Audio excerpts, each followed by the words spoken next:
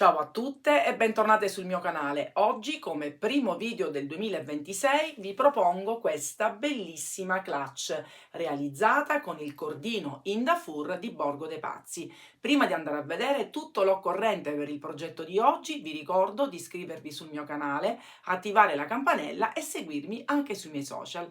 Per realizzare questa splendida clutch troverete un kit completo su borgodepazzi.com che potrete acquistare col mio codice sconto del 10% che vi lascio qui sullo schermo ma anche in descrizione. Il kit è composto da una rocca di Indalux 250 grammi, una rocca di Indafur anche questa da 250 grammi, una coppia di manici realizzata con il cordino Indafur, una base perforata ovale 21x8, una chiusura da 20 cm e 4 moschettoni. Nel mio caso ho utilizzato la tonalità 36, ma potete scegliere tra le varie tinte proposte. Per quanto riguarda l'uncinetto, per il primo giro, quindi perché partiamo dalla base, utilizzerò il numero 3, per tutto il resto della lavorazione il numero 5, quindi a questo punto ci mettiamo subito all'opera. Iniziamo la lavorazione partendo dalla base e andiamo a lavorare entrambi i cordini. Allora, quando si lavora il furro in tondo ci sarà un lato più pelliccioso e un lato meno, quindi se noi lavoriamo dal dritto, quindi questa è la parte esterna, la parte pellicciosa sarà all'interno, quindi io che cosa faccio? Lo metto al contrario e vado a lavorare e poi alla fine della lavorazione vi farò vedere, l'andiamo a rivoltare. Quindi uncinetto numero 3, per il momento quello più piccolo, in maniera tale che così possiamo far passare più agevolmente entrambi i filati. Partiamo dal foro centrale del lato corto e iniziamo con un punto basso e nel frattempo le codine le andiamo a bloccare verso l'interno. Nel secondo foro andrò a fare 2 punti bassi, quindi 1 e 2. Sarà un po' più difficoltoso questo primo giro, ma poi lavorando con il numero 5 andrà molto meglio. Anche in quello seguente sempre 2 punti bassi nello stesso foro, quindi 1 e 2, e anche in questo proprio ad angolo, primo e secondo. Adesso ci ritroviamo sul lato lungo e cominciamo 2 singoli e in aumento, 2 singoli, aumento, eccetera, eccetera. Quindi iniziamo col primo, il secondo, sempre singolo,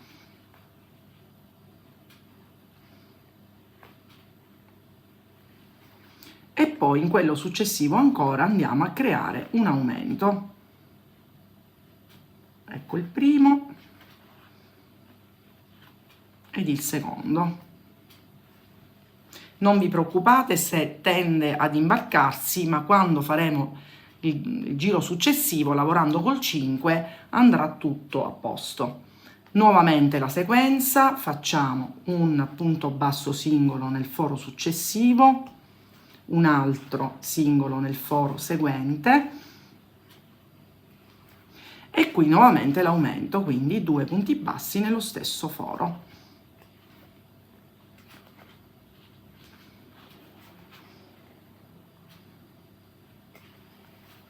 Continuiamo la sequenza, ci rivediamo a questo punto per vedere come andare a ricreare il lato corto. Ho quasi terminato il lato corto, qui io ne ho fatti 2 adesso. La sequenza sarà soltanto un punto basso singolo perché poi inizia il lato corto, tanto qui poi riprendiamo normalmente. Qui adesso che cosa facciamo? In questi 3 andiamo a creare i nostri aumenti, quindi come abbiamo fatto prima, 2 punti bassi nello stesso foro, facciamo anche il secondo ed anche il terzo.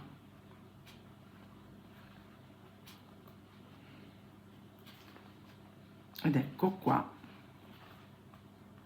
il terzo foro completato.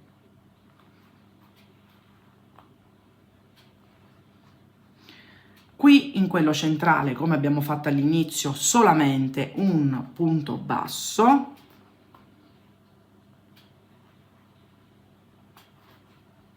e di nuovo la sequenza, questi 3, 2 punti bassi nello stesso foro. Quindi andiamo a ripetere quello che abbiamo fatto prima sull'altro lato. Quindi qui fino a qui facciamo l'aumento e poi qua si ricomincia 2 singoli, aumento, 2 singoli, aumento, eccetera, eccetera. Qui finiamo la sequenza di 2, quindi facciamo solo uno, questi li completiamo tutti e 3 e qui chiudiamo con un punto bassissimo. Quindi completiamo questo giro e ci rivediamo per vedere come iniziare il giro con le maglie alte. Terminata quindi tutto il primo giro, ho chiuso con una maglia bassissima sulla prima maglia effettuata. Adesso possiamo lasciare il numero 3 e prendiamo l'uncinetto più grande, nel mio caso il 5. Adesso dobbiamo realizzare 10 giri di punto alto normale. Quindi che cosa facciamo? Intanto la prima maglia la andiamo a sostituire con 3 catenelle, cosa che faremo ad ogni inizio giro. Quindi la prima l'abbiamo fatta, adesso dobbiamo, vedete, si intravede dove c'è il punto sottostante, anche perché lavorato con l'altro cordino viene più facile. Allora, il primo giro, come vi avevo detto, adesso dobbiamo incastrare bene l'uncinetto perché ancora abbiamo la lavorazione col 3. Quindi vedete, sotto ogni maglia sottostante andiamo a creare il nostro punto alto senza fare aumenti, ma semplicemente punto su punto. Io sto faticando un attimo, ma vi farò vedere che dal giro successivo la lavorazione prenderà il piede giusto. Vedete? Quindi questo sarà il nostro primo giro.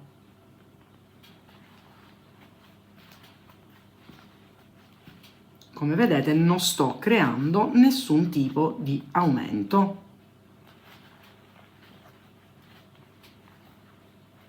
E vi faccio vedere ancora una volta che si vede abbastanza bene il punto da appunto lavorare.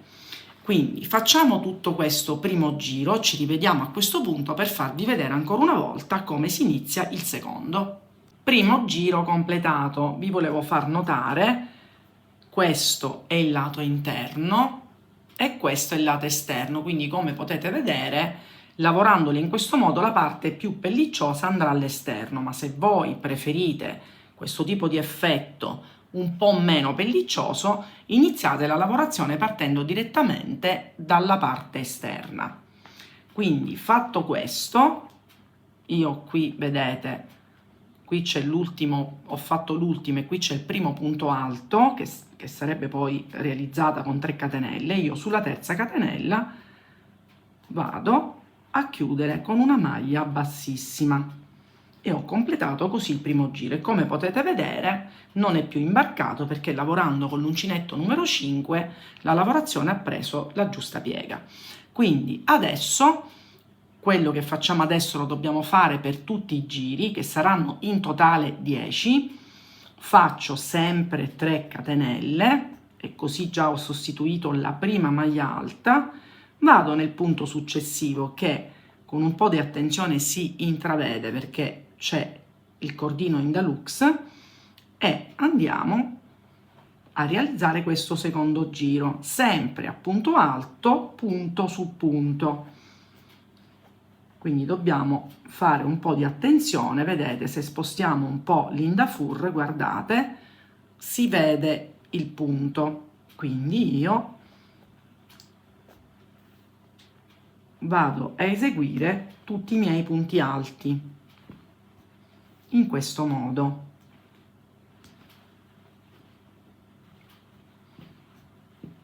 quindi abbastanza facile. L'unica cosa, dovete cercare di individuare il punto.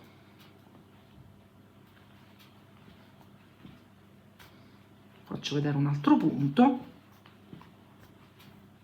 ed ecco qui, quindi vi rifaccio vedere la parte meno pellicciosa con quella esterna che è molto più evidente. Quindi a questo punto vi lascio proseguire da sole, totale giri 10 e ci rivediamo per vedere di misurare la chiusura, quindi la clutch, e vedere come cucirla attorno al corpo borsa. Ho terminato il corpo borsa, ho realizzato 10 giri, come vedete questa è la parte esterna, perché io ho lavorato dall'interno, e questa è la parte meno pellicciosa. 18 cm di altezza. Adesso prendiamo la nostra chiusura, controlliamo che vada bene, quindi l'apertura è perfetta. Adesso noi dobbiamo prendere il centro della base e farlo coincidere da questa parte, quindi cerchiamo di dividere perfettamente, e a questo punto, una volta che la leghiamo, ci rivediamo per farvi vedere come andare a cucire tutta questa nostra chiusura al corpo borsa. Una volta fissato la nostra chiusura, quindi avendo preso perfettamente il centro del lato corto da far coincidere con il centro della nostra chiusura, siamo pronte per la cucitura.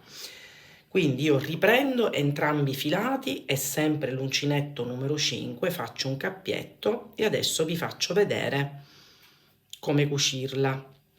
Allora, intanto io qui, vedete, ho staccato 5 punti perché questa parte non verrà cucita, altrimenti la chiusura non si chiuderà bene.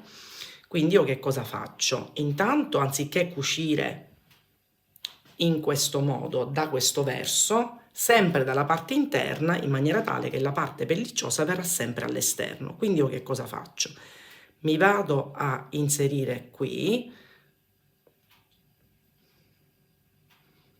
faccio un punto basso, anzi adesso la codina la mettiamo verso l'interno, così poi ce la andiamo a nascondere.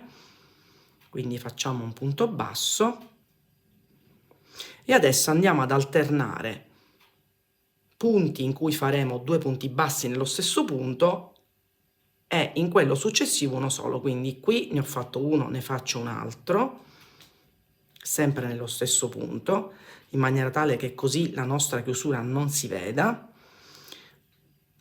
Poi quello successivo, quindi dobbiamo stare attenti anche a individuare il punto, facciamo un solo punto basso.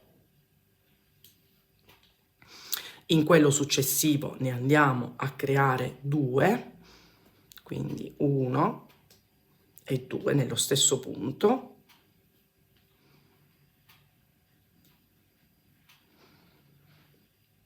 Qui rimangono 2 punti da lavorare, in quello successivo ne facciamo 1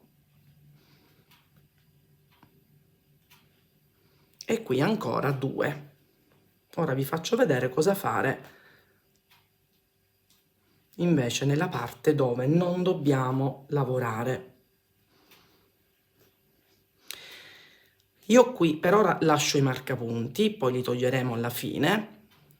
Qui ci sono i 5 punti, guardate, che non vado a lavorare. E cosa faccio? 5 catenelle, così mi sposto verso l'altro punto. Quindi 1, 2, 3, 4 e 5. Qui è il punto che non devo lavorare, mi sposto in questo e ricomincio con la sequenza.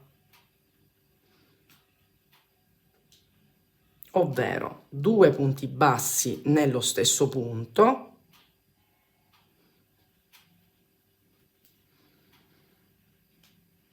e uno in quello successivo. Non ha importanza se quando riprendiamo cominciamo con uno singolo o l'aumento, perché questo non influirà sulla riuscita della nostra clutch. Quindi vedete, poi qui uno singolo e si procede perché vado a chiudere tutta la borsa, quindi non lascio l'apertura.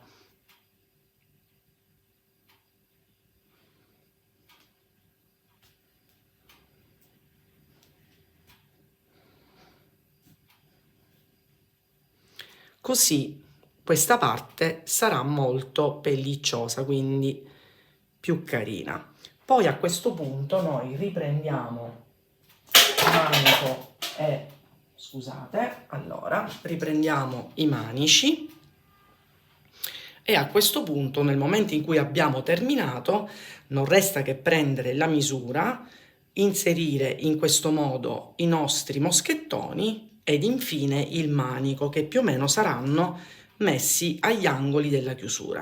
Nel momento che mettiamo questi due manici in tutte e due laterali, la nostra clutch è finita. Ed eccola qui questa bellissima fur clutch completata, ve la mostro indossata. Guardate, ha un bellissimo effetto, è molto elegante e non è neanche tanto piccola. Infatti, come misure abbiamo ottenuto 20 in altezza, 24 in larghezza e 10 cm di profondità.